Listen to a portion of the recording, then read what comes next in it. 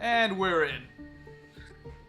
Sorry, just doing my hair. Has to be camera ready. Getting camera ready. Yeah, I look like a fucking mess now that I'm looking at myself. Got so much hair now. Look at this. Yeah, I know you do got it. You got a solid mop of hair. Yep. Yeah. I think that's how we started our last chat too. Was talking about how long my hair has gotten. Oh yeah, yeah. And you know what? I think since last time it's gotten longer. I mean, that is how. I think that's how hair works. Yeah. Yeah. That's how it works. I think that's how it works. I think that's right. Yeah. Well, hello, everybody. I think we got people inside the chat saying hi. Hello, Bedlam. How are you? It's good to see you. It's beautiful. It is beautiful. It's a solid, well cultivated. Mane? Yeah, mane. I was like, what is like a something of hair? A collection of hair. Mops does not sound as nice, so I think mane maybe. Mops doesn't do hair. A good batch. Quick announcement, right off of the bat. All right. I did it. Did what? I did it. I was not emotionally comfortable for this, but I sat Nightbot down, and we had a solid talk about her behavior. I think you guys are going to be okay in the chat. I think feel free to spam your emojis, your emotes.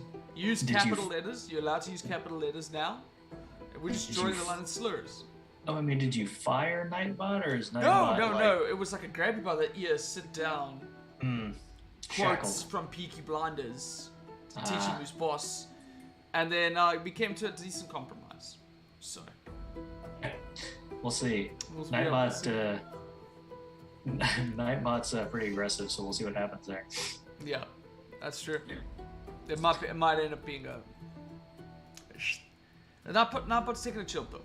I think it's safe to say. It's taking that sounds about right. Yeah. I don't know. Is Mariachi Dan out there? Because I know Mariachi Dan can really test the limits of Nightbot's patience. They got some history. They do have some history. I don't see him out there yet, so maybe it will be a peaceful evening. Yeah. No war with the chat. No war with the chat. With the chat bot blocking people for 10 minutes and shit. Yeah. Oh my word. Well, if you don't learn your lesson the first 4 times. Yeah, exactly that. Fool me once, fool me twice. Can't fool me 3 times. So, how are you? Good? Good. I assume? Yes, doing good. A little Busy. exhausted. I just had one of those nights where you just couldn't sleep. You like go to bed at like 2, 3 in the morning and you wake up at 5 and you're just like, why? Both myself and my wife last night, same thing. Yeah. Just could not stay asleep, couldn't fall asleep. It was ridiculous. Something in the etherverse, man. Yeah, I guess. Something was going on. Yeah. Oh, shit. But I'm here. We're here. Exactly. We're here, baby. And we've been in worse condition in DM chat. Oh, much. Yeah. Still, that was one of my favorites because we're both just giggly and delusional. Be like, yeah, fuck Absolutely delirious, yeah. Yeah, it was wonderful. Yeah, I do remember one where we had a little. I think we were both having trouble paying attention to the other person, so we just be like, yeah, and then segue into something else. Yeah, like, what? Yeah. All right. Sure. Do you remember last game? Yeah. Speaking of last game, how do you? Let's see. What happened? What is? I have no idea what's airing tomorrow. Airing tomorrow is essentially. I was about to spoil everything. Yeah, it's like, oh, you remember how it ended? Yeah. Yeah. I think I know. It's It's a good one. It's a brief. It's still some of the aftermath and everything, and it's when you give a lot more creative power to players. I think is how I'll put it. That's right. We're trying to figure out how to move forward with everything. Yeah, and so I did kind of drop the opportunity to give you guys just a huge amount of creative. Well, not a huge amount, but like a lot more creative freedom. And I felt that you guys would handle it, and you definitely did. Mm-hmm. It was a lot of fun. It's been good because we had the big arc of the siege that happened, and having an episode or two to kind of gather our thoughts and figure out how that affected everything, how to move forward from that, and just giving us opportunities to, role play with each other and stuff is fun because we all eat that shit up. So yeah, we love it. And as I know, as a DM on the other side, when the players get into role play, sometimes, almost every time, it's nice to just kind of lean back and watch your friends play pretend with each other. It's my favorite thing when I get to shut the fuck up. Yeah, become an audience. Yeah, become an audience member. Yeah. Yeah, exactly. It's nice, and so that's gonna be fun tomorrow. Yeah. And we are talking about something tonight. Yeah. Let me see. The banner was supposed to tell me early mistakes as a DM, oopsies, comma, no space, errors, no Oxford comma, shame on you. There's a and space, learning. and second of all, that font, as delightful as it is, doesn't have a comma, so I had to put a comma in a different font as a different text thing and drag it there, because silly me thinking we'd appreciate nice fonts. Fucking hell. But I guess I can't even try anymore. Bedlam, do you have anything you'd like to say for what's happening here? Delayed by a few moments, of course. Yeah, exactly. But that'll just, he's stewing. He's stewing it up. Yeah, of course. But yeah, I'm sure he is. His 2 cents. This is a fun one to talk about because I think we're going to be having a special guest on Team Chatz pretty soon that I'm extremely excited about. And so I was like, let's get back into the concepts of just talking about DMing. And Bedlam, you fucking little instigator, you. Yeah, just get into the concepts of something that like behind being a dungeon master. What's a good dungeon master topic to talk about? Because we've branched off to lore, we've branched off to monsters and stuff. Because that's just the delightful tangent of this portion of our show. Is we just talk about whatever the hell we want. But some of the early mistakes of stepping into dungeon mastering for the first time, I think. There are so many of them, and so many of them are perfectly innocent mistakes. Oh, 100%. Though I'm sure we'll mention a few that are less than innocent, but for the most part, most of when I was kind of taking some notes down what to chat about, it's mostly just really, honestly, you're either overthinking things, or you're getting into your head too much, or you're just no one told you not to approach things this way or whatever. Yeah. So most mistakes you're going to make, it's just, it happens. I'm probably going to say it several times throughout. Yeah. If you make mistakes as a DM, it's okay. Yep, dude, I'm not into that. That's one of the big points I wrote down while I was thinking about stuff in the house. Was like, you're going to be way harder on yourself than any of your players should. Exactly. I said the biggest mistake that you make as a dungeon master at the most time is like criticizing yourself and putting a lot of pressure to being perfect and knowing everything. You're not gonna know everything. Like, you know what I mean? There's people out there who are actual like masters at this game, like genuine. Have been playing it forever. They know the book. There's some people whose job is to know this book, and even they mess it up. And the internet's very absolutely. quick to tell them. So. Oh yeah, for the most part, from what I've seen, they're so quick to admit they made a mistake and move on, or apologize and say, it's part of the game. It happens. Yeah. Players make mistakes. The DMs make mistakes. If you get a little hard on yourself, I mean, it's just human nature. We're gonna do that. Yeah. But figure out what it is. Don't be afraid if you're in the middle of stuff while you're in the middle of a game, I have to keep going right now. Take a pause. You can take a pause. Take a break. Pull out the manuals. Do what you got to do. Google it. You are well within your rights to take some time to think or to answer a question or to look something up. If you're unsure, you don't have to improvise. Like, if you're not comfortable doing so, you can just take a second and go through it. Yeah, but if you watch any of the folks that stream the big, the famous ones, Brennan Lee Mulligan and Matt Mercer and Matt Colville and Abria Iyengar, any of those people, they make mistakes and they're just like, it happens. Yep, exactly. And these are supposed to be the people that are just they know this stuff backwards and forwards. Absolutely, yeah. I mean, Matthew Mercer.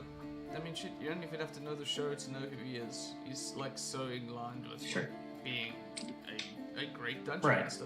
People give him shit all the time when he messes up. For mistakes, because he does. He's a person, and there's like a billion things to look after. Oh, yeah. So, how in the world are you supposed to remember all that stuff? Yeah, exactly. And you know, as a DM, you're keeping track, like you said, of so many things, and players who have like one thing to keep track of and know thoroughly, they make mistakes too. 100%. And as a DM, I also try to make sure that the players know, hey, it's okay. You don't have to know everything about that. It's why there's all these cheat sheets and explanations, and why at any point you can stop and say, hey, DM, I have a question. Exactly. I mean, you're telling me that these are a waste of money? No. I mean, they are, but... Can you expect to know everything that's inside here to a T? Absolutely not. No. I looked things up and then read them wrong and made a mistake. So. Oh yeah, I'm selling myself right now. I was doing I probably brought up before, where I was doing a mechanics rule incorrect until level 17 of a level, like 20 level campaign. And I finally figured it out. Oh shit, I shouldn't have been doing that this whole time. Oh, advantage. Got yep. No. But yeah, it happens. Sometimes it is what it is. Yeah. I guess before we dive into it, just as a reminder for those that have been here or haven't been here before, throw questions, comments into the chats. If you have DM things that you did wrong, things you've noticed in DMs that they've maybe made little mistakes and things like that. I'm not saying this is open forum to just trash your dungeon masters, but it kind of is. Yeah. Think of it as creative venting. Yeah, if there's something that they did that kind of took you out of it, or I don't know, made you uncomfortable, or felt that maybe you were overlooked at some point, because that's something that I made a note of going into the first time dungeon mastering, because my biggest mistake I think that I've ever done of getting into dungeon master too young is, and I think I've mentioned it before, I went straight into homebrewing. Right, it's on my list of things to watch out for. Yeah, I went right into it. I was like, we'll just make our adventure. I don't want to fall, and I've got ideas and blah blah blah. Yeah, and then it just and I had no reference how to play the game. It's amazing to have, having that creativity, that desire to create and all that, but early on, if you want to do that, I highly recommend doing it within a pre-written module. Yes. You can still homebrew the crap out of those things. Yeah. Take what things you think are interesting and things that you don't think are interesting and play with them, and then if you feel great after that first one, then homebrew everything. Maybe some people can hit the ground running, but most people that I know that have been running games for a long time have done far more modules than they have homebrew. Absolutely, yeah. And they tend to mess with it a little bit. Yeah. Well, I mean, because it's just a lot you don't think of right off the bat that you're going to be responsible for. Shops is a big thing. Yeah. People list people's names, but then also, like, I mean, how well do you know the governmental structure of a town? Yeah. Is it just a mayor, and is it just one guy in an office and everything gets done? No, like there's, and like that does eventually come up at some point. Like, I mean, when I stepped into it, it was very much approached at I guess how you would do a video game, and so things ended up being a lot more linear and kind of thing, because I just didn't have the concept of it all, and so I kind of just worked myself into a corner every session. And so I guess, like, I think the Lost Mines of Thunderball is one of the starting adventures, and it's I think it's, to this day, I think it's one of the highest rated ones out of all the modules that have been made. It's just so well done. It's very vanilla. And it's awesome. Like, apparently, like, I mean, because I think I played half of it with my brothers over Roll20 back in South Africa during the quarantine. Yeah.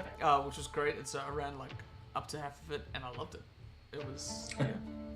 It's just great. It's very informative. I've actually not played it. I'm aware of it. I've not played it. I've heard that it is a fantastic starter just because of that, because it introduces you to concepts without making it so insanely complex. I wouldn't, recommend your first thing being one of the more complex modules with more moving parts and things like that, much less having to homebrew entire worlds. It's funny you went to that next, because it literally was the second thing on my list. Is taking on too much is a mistake early DMs do. Too large of a group. I mean, that can be overwhelming for someone who's been DMing for a long time. Having 6, 7, 8, 9 people in a group it's crazy. It's a lot to deal with. I'm not saying it can't be done. It can be done. I sort of did it once. And actually generally I've run probably 6-person groups more than I have anything else, which is still a lot of folks.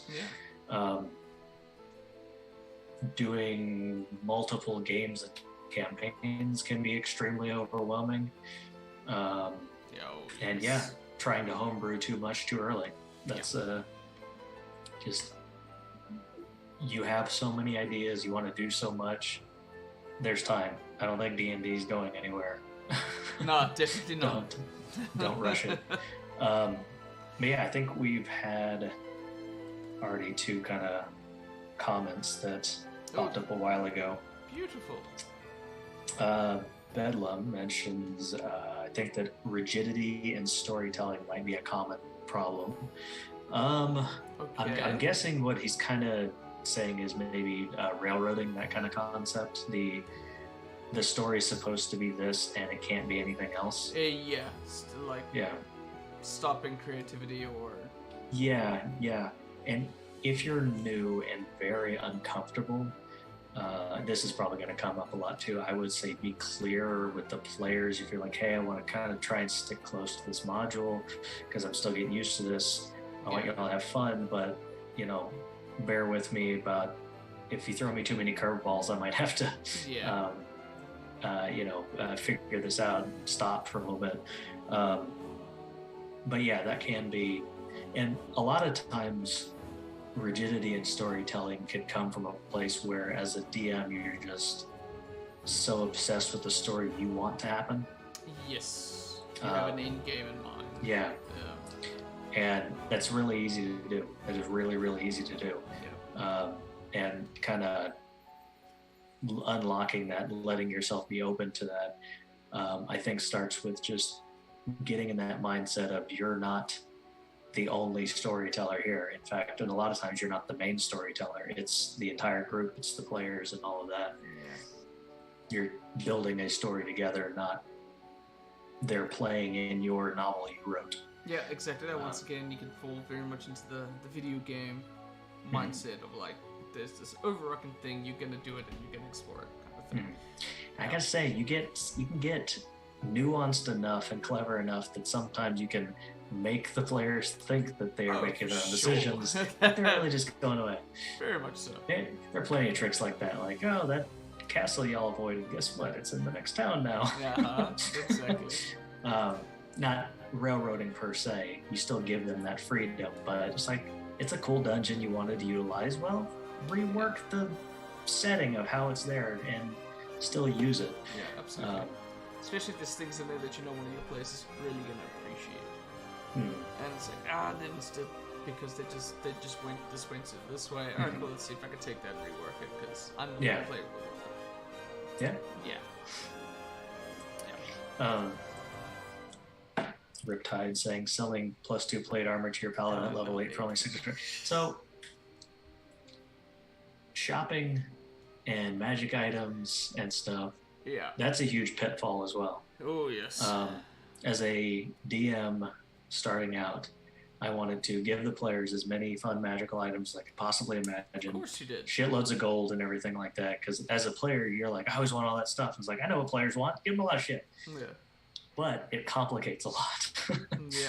It complicates it for the players, but for you as a DM, you're having to go, okay, I've got 5 or 6 players in this combat, this should be fine. But they also all have 3 attuned slots full each worth of magic items and a bunch of unattuned, plus all of their insane player abilities that they've got at this point. And on top of that, maybe you don't read things closely enough and you sell a +2 plate armor for 600 gold.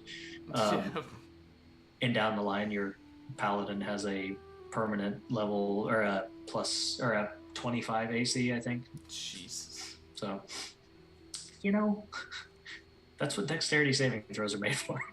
Yep. Intelligence saving throws. Yeah. There's Also, one person that's ready for them. Again, it doesn't mean you have to take advantage of or skirt around. Riptide can tell you that there are many, many, many times I had creatures run up to him and not be able to hit him because why punish the player for thinking ahead and getting good armor? Absolutely. I'm not going to punish him for that. Yeah. Now, sometimes they're the only person not getting injured while everyone else is getting their ass beat. That. Yeah. Sometimes the paladin has to watch his party get killed. Yeah, exactly that. I mean, that does kind of bring up a great discussion point about falling into the me versus them mindset. Oh, yeah. That people tend to have, and it does become kind of like, because it's one that you get kind of attached to your monsters, and it's kind of fun when you come across. Oh, sure. Oh, this is something fun. I get to play with something cool, and there's neat abilities, and you get to play, and that's kind of great. Yeah. So many combats where I was like, man, I never got to use the cool ability. Yeah. You killed him too quick. Yeah. Or there was just situational. I just couldn't. Oh yeah. I was using, what was it? I was using Bone Claw from Mordenkainen's Tome of Foes, which is a gnarly looking. It's so awesome. But part of some of the cool things it can do is it can teleport away and just take you with it and do horrible things to you. God. Well, every time it grabs somebody, they break the grapple or do something to cause the grapple to end. Yeah. It's just like I never got to end that combat, do the teleport away, and they start to like gnaw on their face. It was so disappointing. Yeah. But then the next group that I threw it against, he got to do that, and that was fun. That's right. You have 2 groups when you're used to it. That's true. Yeah. But yeah. Being adversarial with the players, that's a big mistake too. Yeah. It is not a you versus them, it's an us together thing. Now, if you have, say, veteran players that want to be like, hey, we want a really, really hard campaign or a really hard one-shot, throw everything you got at us, then great. I just, have everybody know what's going on so no one gets angry with each other. Sure. And just have fun with it, because that's the point, is to have fun. Yeah. I mean, that does kind of bring up something that we should definitely discuss as like an early mistake, and that's just not having a very constructive session 0. Oh yeah. That was not third just on my list. Oh, there we go. Yeah, just don't make. It's not just a character making session. Like, talk about, hey, this is something that I love playing. What's something that you love playing? What? Because I mean, that kind of puts it to the perfect pitch. There's an experienced player comes in and is like, man, I just want to scratch my forehead thinking of like tactics. Yeah. You know what I mean?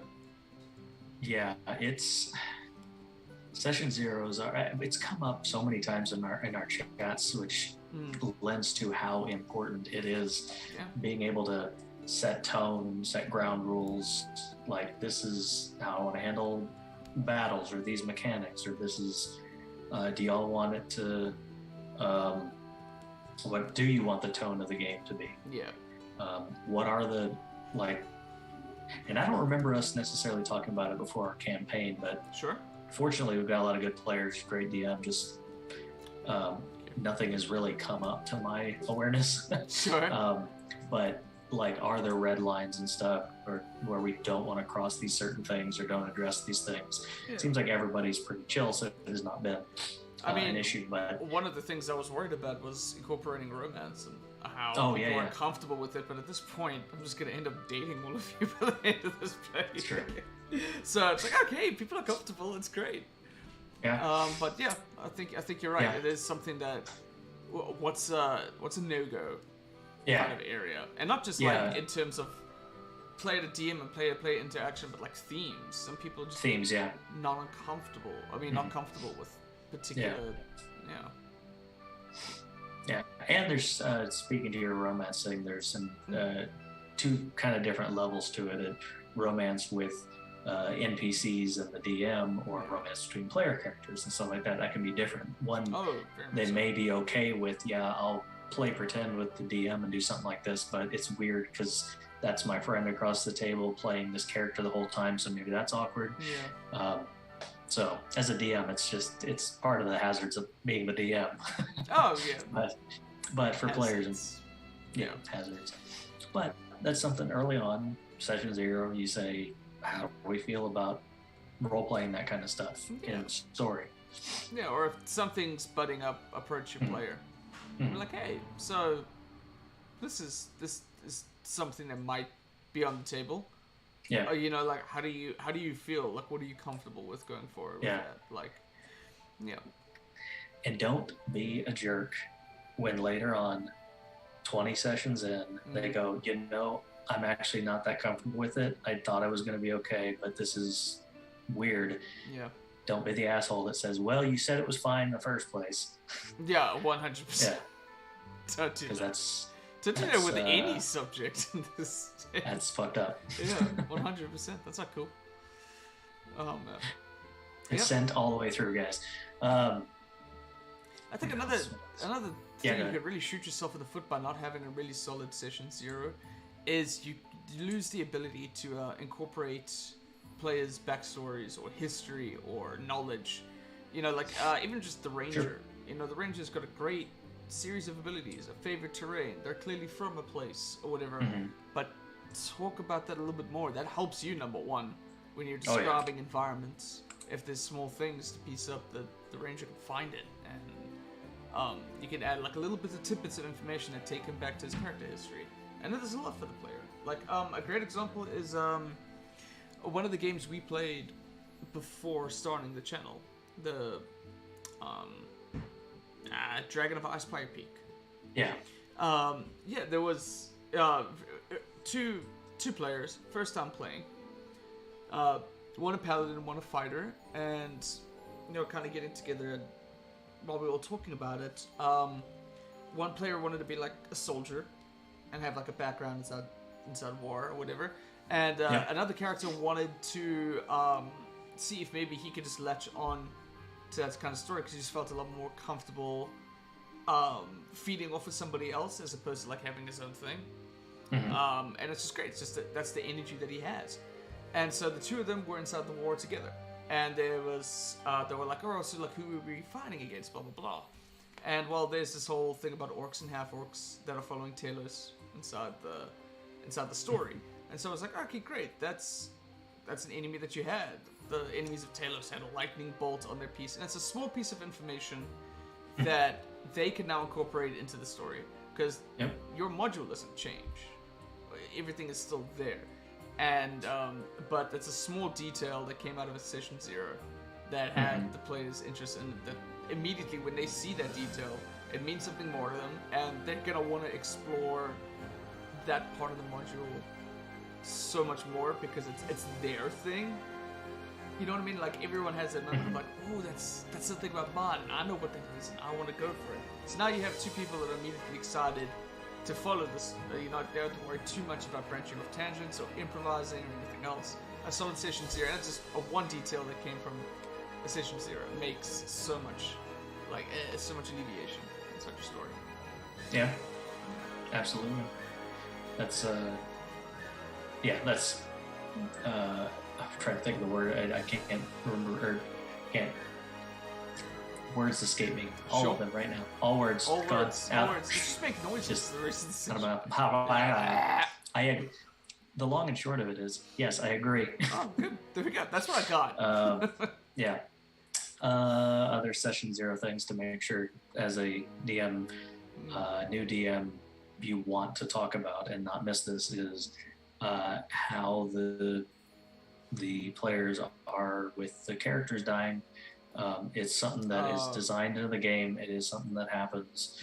That said, you're running a game. If everyone is really uncool with the concept and wants it more kind of video game style or whatever, you can work stuff in to make things not have the players dying or dropping all the time. Yeah. That may take some of the intensity and the fun out of it for a lot of folks, but if you had a group that was that way, you can tailor things in certain ways, magical excuses as to why people might die but get their body or soul returned to a crystal and they get a new body or something, you know, whatever. Yeah. The point is being clear with that, if for nothing else, that when that first happens in a campaign and there is a player or a character death, they're not blindsided with the concept. Yeah. Yeah. I mean, Sure. usually the first player, or for actually player death, the first character death usually is still Player like, death. holy shit for the players, but Yeah. it helps if they know it was a possibility. Absolutely. Yeah. It's Yeah. that kind of fear does a lot. But I'm glad you brought that up because we just started our company's D&D game. We have a company D&D game, which is really Yeah. fun. One of the first questions he asked us throughout that session 0 was, how you guys feel about your characters like dying, like character death. Is it just, you know, because some people just get attached and they like it and they want to explore a character as opposed to, and I was immediately like, oh dude, whatever happens. I'm just happy to be playing. Go for it. First game, I nearly got eaten by rats. One got a critical hit on me. My poor war cleric just nearly died. I was like, oh no. I would love to see the statistics out there of how many first time like level 1 characters got killed by rats, because there's such a common enemy, whether it's a swarm or a giant rat or whatever it may be. And I mean, my very first game I ever DM'd, the rogue nearly died to rats. Oh yeah, and then he became terrified of rats forever, right? Yeah, he worked it into his character. He had a rat phobia for half the campaign until he finally worked around it with some of the help from the party too, which was adorable. That's amazing. Yeah, it was good shit. Oh, wow. Yeah. I think it was the gray bag of tricks could throw a giant rat out, and the cleric who had the bag used just like, here, you wanna? It's okay, you can pet him. It was good. It was great. It's good shit. I loved it. Let's see. Just trying to see if we missed anything in there. Oh yeah, sorry, I have not been looking at the comments. I'm so bad. Yeah, it was mostly just comments on the previous stuff. Oh. Yeah, Bedlam. That's 100% solid. That's right. Yeah. That's right. Yes. The movie Beer Fest features a good example of a character dying and the player showing up again as a new character with the same stats. God, his fucking name, the character's name, and then his brother comes back, and his brother's better than him, and it's like... Yeah. It's just it's the same actor, same everything. It just he's actually got better stats. Yeah, he's got better. He comes back and he's gained level. Yeah, and you can do that with D&D too. It's the son of the previous one, or the twin brother or sister or whatever. Exactly that. You can totally do that. The spirit. Whatever. Mm-hmm. Oh, excuse me. No yawning. We still a little while. Yeah, that's true. No yawning. Let's see. Just generally speaking, not prioritizing fun. It should be fun first, and then all of the other weird shit. Oh, for sure. Always prioritize fun. That's the entire fucking point. It's a game. Yeah, that's hard. It is a game. Like, it's hard to come to. Is that people do tend to swing more to the, I don't know, landfill. That was his name. Landfill. Thank you. I was right. I was thinking of Farva, but that's who we played in Super Troopers or whatever. Yeah, Farva. That's right. Farva, like the bean. Thank you, Ben. I appreciate you, man. If someone's gonna remember a random character name from something that came out 20 years ago, it is Bedlam. Yeah, that's a talent. I'll consider that a talent. Oh, I agree. Yeah. It's not a criticism. What else? Oh, taking notes as best as you can, because it is so easy as a DM, and you'll learn the hard way, maybe the easy way if you get it from the beginning. Yeah. if you don't take notes, it is going to come back to bite you in the ass so many times. Yeah, absolutely. And having honestly, one of the best things that ever happened to me is from like session one of the players in one of my actually ended up being in both, but it was mostly in the second one. Yeah. It was like, I'm not going to remember anything. I'm making notes every time, and it's going into a Google Doc, and everyone gets it. No. Me as a DM, I was just like, thank you. I only have to take the notes for the things that they don't know. Yeah, that's a good point. And it was an absolute godsend. No, we had one player doing it for a little while. Then when they missed, another player started doing a little bit. Yeah. And then eventually another player just started taking over the job, and that is bedlam. Yeah, nice. But it started off as someone else's journal. Oh wow. It has been great, especially when we were not playing for like 2.5 months. I got to go back and go, oh, that's right. Oh, that's wonderful, man. We did a similar thing on a Roll20 game during quarantine, as we all took turns to write in the journal. And we all started doing it in character as well. So my barbarian was making notes, and a lot of it was just like, oh, did you see how hard I hit that? Oh god, it was amazing. And so it was great. So we all took turns to summarize it into like a team journal, which I thought was a great idea. But Riptide's got a wonderful question over here. So what about dealing with inter-team ideological differences, i.e. necromancy, like a necromancy wizard and a life cleric? Do you let them figure it out, how to resolve tensions themselves, or do you play a mediator? I mean, it comes down to if you trust your players. Yeah. Is that how I would do it? Like, I mean, if it was a situation at our table, 100% I'd be like, yeah, I trust you guys to sort of solve it out and develop things amongst yourselves. You know what I mean? So I guess it's understanding how I think your players are. This is also another session 0 kind of question. Yeah, 100%. And something trying to stay in the realm of new DM mistakes and everything. Sure. Being familiar with and getting that information from your players as far in advance as you can manage. Yeah. What their ideals are, the type of classes they are. It's more of a, like you said, an ideological issue. Because you may have a life cleric that respects life and death, but also understands that necromancy may or may not actually be a bastardization of that, because it's not really their soul or some whatever. Yeah. You can always work stuff in like that. There's no need to worry, because they're not going to butt heads at all. Yeah. But in session 0, bringing that kind of thing up, saying like, sometimes your characters may have different ideas about stuff. The most important thing to remember is you are in a party for a reason. Yeah. So you have to figure this out.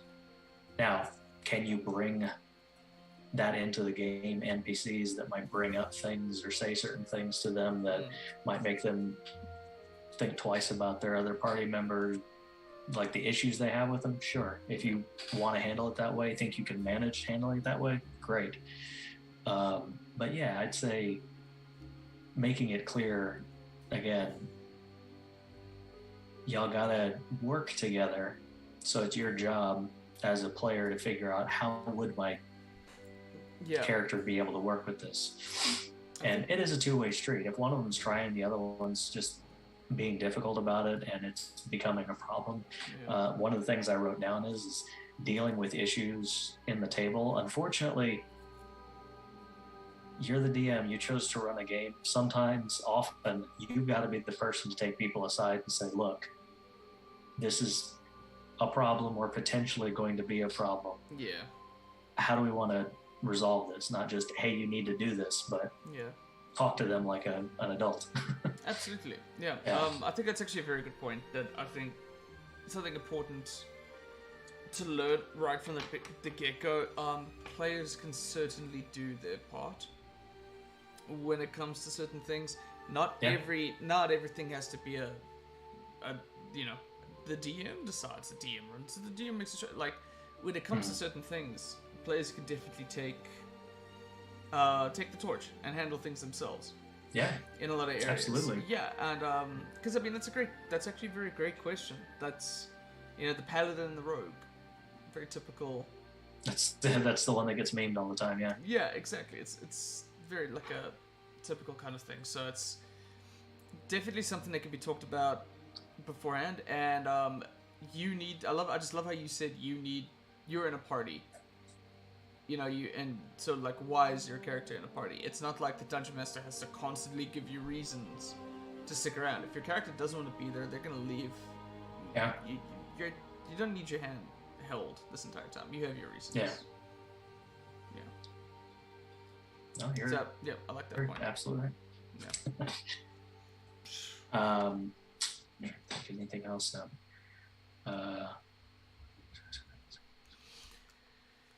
Gotcha. Sorry, I was just catching up on the comments over there. Doing the same.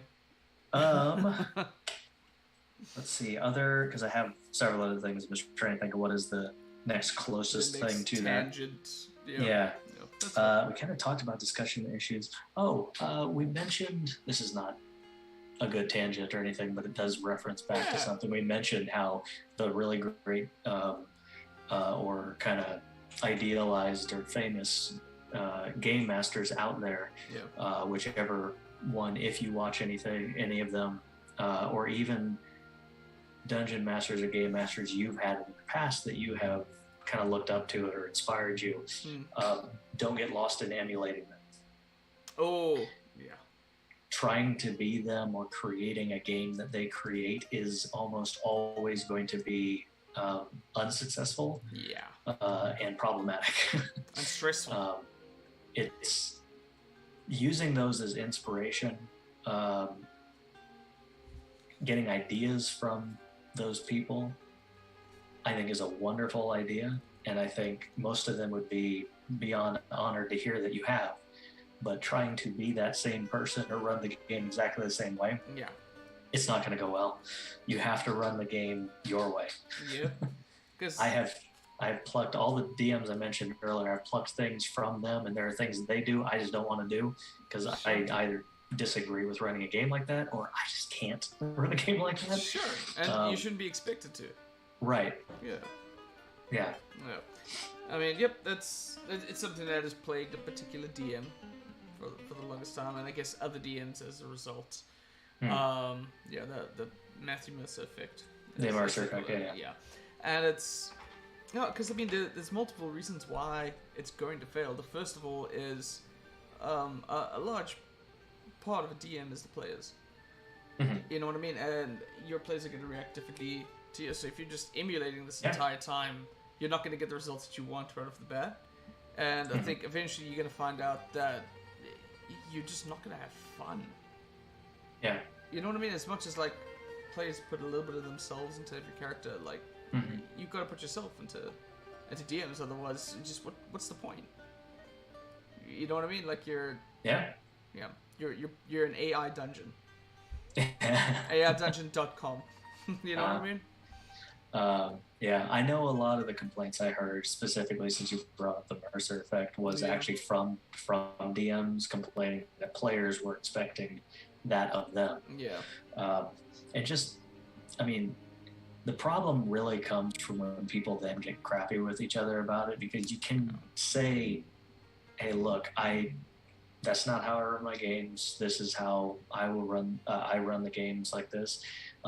Maybe there's a compromise in there of like, I can try and implement more roleplay moments or implement this or that from the games that they like, just little things here and there, because you can broaden your horizons a little bit too. For sure. But it's when that person doesn't accept that answer, or when you don't put it to them that way but get angry that they were asking that of you or whatever. Sure. People just gotta chill the fuck out. Yeah, that's true. People just gotta chill the fuck out to make me treat you like 9 points. Yeah. DMs gotta chill out. Players gotta chill out. New DMs, do not get easily offended as best as you can. Players will complain. I think for the most part, we haven't been complaining in your campaign, but maybe we're all in front of a camera, so we're just like, oh, we don't look like assholes on the that internet. that was smart. I was like, yeah, put a camera, y'all gotta behave. This is for posterity.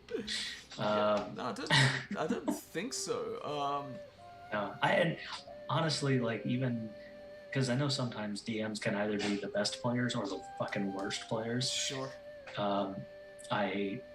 For me, I hope I'm in the former category because I know how stressful it is as a DM, so I'm insanely forgiving. Yeah. I'm just like, yeah, whatever. Yeah, definitely. I'll try and my hardest thing is trying not to like bring up rules all the fucking time because I know there's just thousands of rules. Then I just keep forgetting shit.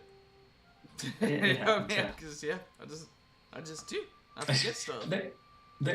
There are times I try and put it in a very like nice way. I'm like, I thought that rule was like this. Am I wrong about that? When I know I can picture the pages on right now. Yeah, that you know about it. Yep. Wasn't there another? Doesn't somebody else have? I am. There was I'm someone pretty sure else it's exactly these words. Yep. I think it's oh man, unless I'm mistaken, it's on page 52 of the player's handbook. It's a 7th level spell, isn't it? Isn't it a 7th level spell? I'm pretty sure it's a 7th level spell. But again, I would be an absolute hypocrite if I were critical of another DM for missing rules and shit like that. Because so many. I have my own players in this chat, and they could call me on that shit so fast. They have in previous chats. Yeah, whatever, man. In the end, it's a game, and don't beat yourself up when you make mistakes. Right. It took a long time to teach myself that, to be like, dude, there's so much going on. Like, just do your best to learn, making notes, and move forward. There's so much wanting to be a better DM and bettering yourself that's all great. Yeah. But don't give yourself too much hell about it. I still do it. I will, after a session, beat myself up about making mistakes and stuff like that, and I just because you want to do your best, you want to make sure everybody's having fun. If you feel like you missed that mark, you're like, oh fuck, that wasn't as good or whatever. But 99% of the time the players are just having a blast being there. Yeah, for sure. Game is always, it could be the most simple things, the most simple combat, it's still fun. Yeah Absolutely. Yeah. Sometimes you don't actually have to try so hard. Yeah, you don't have to keep reinventing the wheel, adding something new to combat so that it's different. Like, yeah. There is a balance between over preparing and under preparing, and the under preparing is a little bit more forgiving, I say, because you're going to beat yourself to death over preparing. Oh, that's very true. Yeah. Especially because the players are going to ruin it anyway. Yeah, within the first 10 minutes, guaranteed. Yeah, they're gonna mess it up. What else? Man, we tore through a lot of my notes on this. Yeah, dude, same. We passed mine very quickly. I was like, I kind of like these. I'm gonna base it around these, and we could tell stories. But we went past. But we are coming up onto our hour. Okay, Riptide, Bedlam. What mistakes have I made as a new DM that you remember? That. I will put the spotlight on me right now because that's what we do. We make those mistakes. We accidentally forget that the beholder's eye beam of anti-magic also affects his own eye rays and fuck up part of a battle. That's what we do here. Oh yeah, that's true. Yeah, we forget about the whole rules of magic weapons against were-animals very often. Yeah. Yes, lots of, and it's like one sentence that you miss, like you prep the fight and the environment and everything like that, and then you forget that magic resistance. It's like I should have been rolling an advantage this entire damn time against all the spells that it's like. Magic resistance, dude. The amount of times I've forgotten that shit. Yeah. I think I've forgotten magic resistance more times than creatures have had magic resistance in the fucking game. Like, yeah. Oh, you know what? This is how we're gonna end it. Bedlam says, I've got nothing, Casey. You're very solid DM. Yeah, he's saying that while Riptide's writing a novel. It's okay.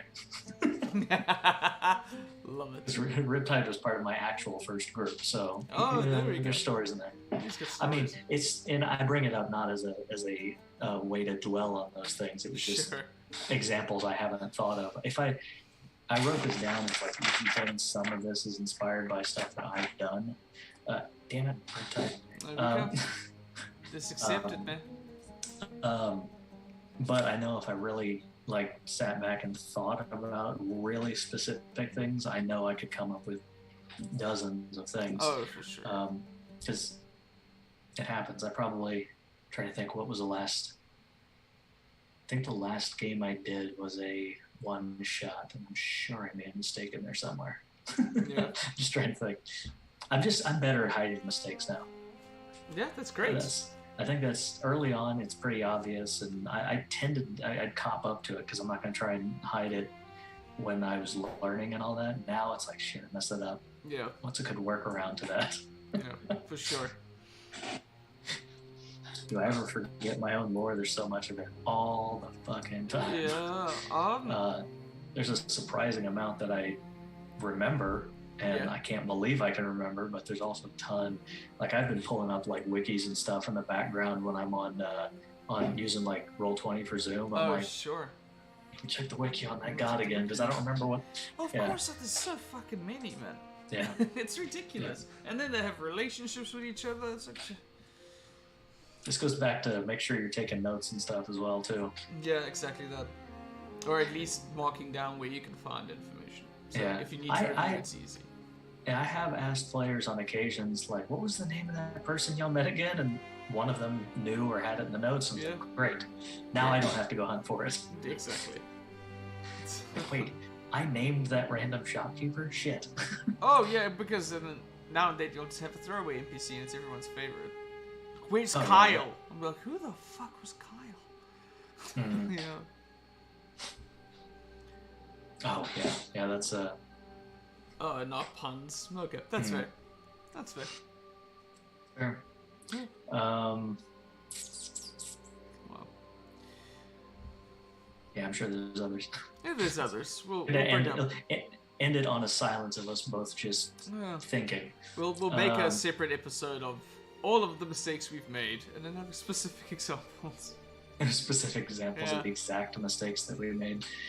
Usually it's been battle mechanics. That's for me has been a lot of the role play, and for the most part the lore stuff is not too difficult. In fact, I can usually ad lib and oftentimes BS my way through most of that without too much issue. For sure.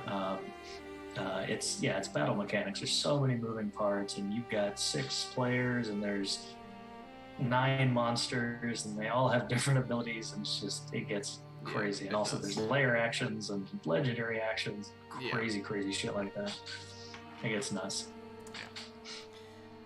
Well, I think on that note, sir. Yeah? Yeah, new DMs. It's a learning process, and we are all still learning. Even the veterans are still learning. Exactly. So be easy on yourself. Don't be hard on yourself. Have fun. Ask questions. Talk to your players. The number one rule is don't be a dick. That applies to you as well. Don't be a dick to yourself. A dick. Don't be a dick to anyone. I would say, especially yourself. Start with yourself, then don't be a dick to other people. And then don't be a dick to other people. Yeah. That's just solid life advice. I don't even think that pertains to being a dungeon master. Yeah. Take that out into the world. Don't be a dick. Yeah. And as you usually say, tell somebody you love them. Yeah. All that. Right. If you love somebody, the opposite of being a dick. That you love them. Yeah. Or just tell a random stranger. I'm sure it'll work out just fine. Hey, I love you. Sometimes, yeah. They could probably make someone's day. It could, yeah. Yeah. Well then, thank you everybody in the chat. It's been a scarce night, but it's been nice chatting to Bedlam and Riptide. A little bit of a slower night for us. Yeah, but hey, appreciate it all the same. Really appreciate when you guys hop on board each and every time. So thanks for that. But until catch our episode tomorrow, 9 p.m. Next episode of Icewind Dale, Rime of the Frost Maiden. Before we yeah, get to work inviting a special guest star onto the show, which I'm really excited for. I'm excited as well. Until next time, my friends.